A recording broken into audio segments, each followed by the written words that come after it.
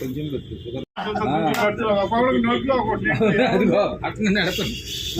ఆయన మా పుల్లయ్య గారికి పెట్టండి. వర్ధిల్లాలి నరేంద్ర మోడీ గారి నాయకత్వం. Long live long live long live long live Modiji long live long live long live Modiji long live. వర్ధిల్లాలి నరేంద్ర మోడీ గారి నాయకత్వం. వర్ధిల్లాలి నరేంద్ర మోడీ గారి నాయకత్వం. భారత్ మాతాకి భారత్ మాతాకి.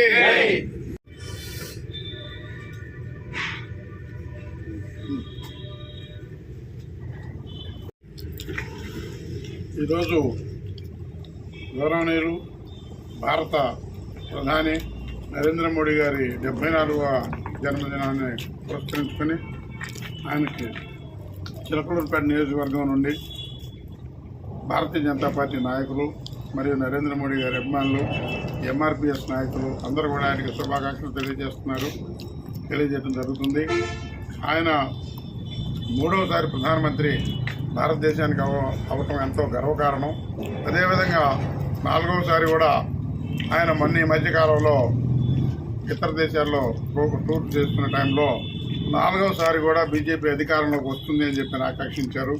మా ఉద్దేశం ఏంటంటే 4వసారి కూడా భారతదేశ ప్రధానమంత్రి నరేంద్ర మోడీ గారు ఉన్నట్లయితే భారతదేశం రాబోయే కాలంలో ఆయన 4 సంవత్సరాల 4వ టర్మ్ కూడా ఉన్నట్లయితే ప్రపంచంలో అతిపెద్ద ఆర్థిక వ్యవస్థగా ఎదుగుతుందని చెప్పి అనుకోవడంలో ఎటువంటి సందేహం లేదు. కాబట్టి ఇలాంటి నాయకుడు మనకు దొరకటం చాలా అదృష్టం, చాలా అదృష్టం. ప్రజలందరూ కూడా ఆయనకి ఆశీర్వచనాలు ఇవ్వాలని, ఆయన ఆశీర్వదించాలని,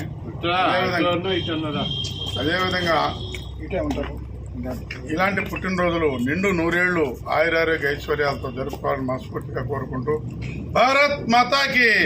వర్ధిల్లాలి నరేంద్ర మోడీ గారి నాయకత్వం. వర్ధిల్లాలి నరేంద్ర మోడీ గారి నాయకత్వం. వర్ధిల్లాలి నరేంద్ర మోడీ గారి నాయకత్వం. భారత్ మాతాకి. అద్దంకి బాబు మాదిగా పల్నాడు జిల్లా ఎంఆర్పిఎస్ అధ్యక్షులుగా మానశ్రీ మందకృష్ణ మాది గారి నాయకత్వంలో పనిచేస్తున్నాను. ఈరోజు ఈ దేశ అగ్రనేత గౌరవశ్రీ నరేంద్ర మోడీ గారు 74వ పుట్టినరోజుల వేడుకలు చిలకలూరుపేట నియోజకవర్గంలో బీజేపీ పార్టీ నేతలతో కలిసి జరుపుకోవడం ఎంత ఆనందంగా ఉంది. మిత్రులారా, ఒక ఛాయ్ అమ్మే స్థాయి నుంచి ప్రపంచంలో టాప్ 5లో అగ్రనేతగా నిలిచినటువంటి గౌరవ నరేంద్ర మోడీ గారికి పల్నాడు జిల్లా ఎంఆర్పిఎస్ కమిటీ తరఫున, అదేవిధంగా మానశ్రీ మందకృష్ణ మాది గారి నాయకత్వం తరఫున హృదయపూర్వక జన్మదిన శుభాకాంక్షలు తెలియజేసుకుంటూ ఇలాంటి పుట్టినరోజులు మరెన్నో జరుపుకోవాలని చెప్పి కోరుకుంటూ సెలవు తీసుకుంటున్నాను. జై భీమ్, జై జగన్, జై మందకృష్ణ. మరి ఈ స్థాయి వచ్చాడంటే కష్టపడి, ఎవరైనా కష్టపడ్డవాడు ఎప్పుడు చెడిపాడు. కష్టపడి చేయాలి, పార్టీకి నమ్మకంగా పనిచేయాలి, అబద్ధం చెప్పకూడదు, మోసం చేయకూడదు. ఏమి చేయకుండా ఉంటే పైకి వస్తారని కోరుకుంటూ సెలవు తీసుకుంటున్నాం.